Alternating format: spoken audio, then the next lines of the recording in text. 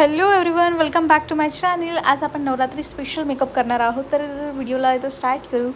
बघा, मी सर्वात पहिले माझी फेस पूर्ण क्लीन करत आहे. यासाठी मी वेट वाईप्स लॅविशची यूज करते आहे. ठीक आहे. आणि पूर्ण डस्ट वगैरे सर्व काही जे आपल्या फेसवरचं ते निघून जाईल. नंतर मी इथे पिक्सीचं टोनर यूज करत आहे आणि पूर्ण माझ्या स्किनवर एक वेगळा ग्लो येणार.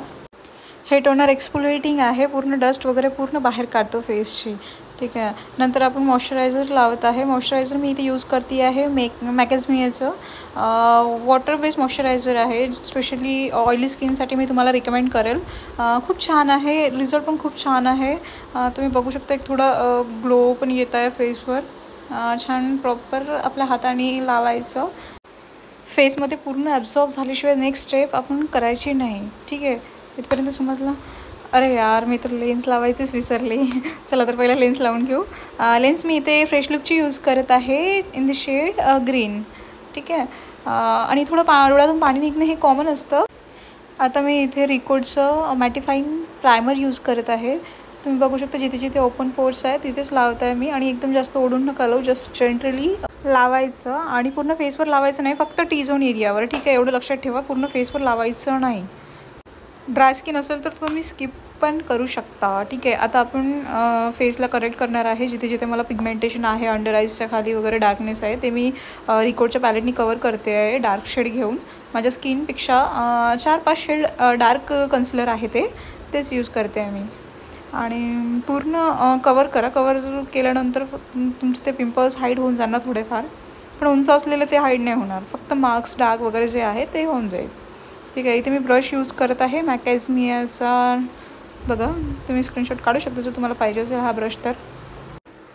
आता मी फाउंडेशन इथे यूज करत आहे फॉरएवर 52चे जे प्रो फाउंडेशन्स आहे, प्रो आर्टिस्ट फाउंडेशन, ते यूज करत आहे. दोन्ही डार्क आणि लाईट मिक्स करून मी माझं स्किन टोन तयार केलेला आहे.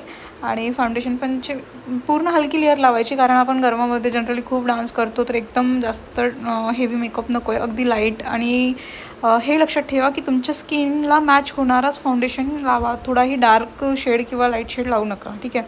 आणि हायलायटिंगमुळे तर आणखी लाईट होणारच आहे थोडाफार शेड. इथे मी फॉरएवर 52चं कन्सिलर यूज करत आहे थोडं हायलायटिंगसाठी. याने थोडा फेस अट्रॅक्टिव्ह दिसेल असं समजा, आणि हायलाईट होईल तेवढा एरिया. टी झोन एरिया, ज्या एरियावर आपले लाईट पडतात ना, त्या एरियावरच लावायचं असते. ठीक आहे. आता मी यूज करत आहे इथे लूज पावडर, जो आहे रिकोडचा मीडियम शेड. ठीक आहे. पूर्ण अंडर आईज वगैरे सगळीकडे लावायचं आहे. कुठेही सुटलं नाही पाहिजे पावडर लावायचं, कारण ते मार्क्स नंतर दिसतात. ठीक आहे. इथे मी पूर्ण अप्लाय केलेलं आहे. आता मी इथे यूज करत आहे आय मॅजिकची ब्लश पॅलेट. ठीक आहे. पूर्ण चिक्सवर छान लावायचं आहे. एकदम पण नको, जास्त ब्लश छान नाही दिसत. आणि काहीच मी एवढी मेहनत घेत आहे तुमच्यासाठी, तुम्ही घरी बसून मेकअप शिकल्या पाहिजे म्हणून. बट माझ्या व्हिडिओजला थोडं लाईक कमेंट करा यार, सबस्क्राईब करा चॅनलला, शेअर करा व्हिडिओजला तुमच्या फ्रेंडपर्यंत, ते पण घरी राहून मेकअप शिकतील प्रॉपर. ठीक आहे. नक्की सांगा सबस्क्राईब करायला त्यांनासुद्धा. आणि नेक्स्ट व्हिडिओमध्ये तुम्हाला काय शिकायचं आहे ते तुम्ही मला कमेंट पण करू शकता. मी त्याच्यावर नक्की व्हिडिओ बनवणार. ठीक आहे. आता मी इथे यूज करत आहे हायलायटर, जे आहे शी ग्लॅमचं. खूप छान आहे. याचं पिगमेंट तर खूप सुंदर दिसतं लावल्यानंतर. माझं तर फेवरेट झालेलं आहे हे. बघा, थोडं राऊंड करून लावायचं फेसला. जे हायलाईट एरिया आहे तिथेच फक्त लावायचं हायलायटर. बट जास्त जर पिंपल्स वगैरे असेल फेसवर तर हायलायटर थोडं स्किप करा, कारण पिंपल्स अट्रॅक्ट होतात.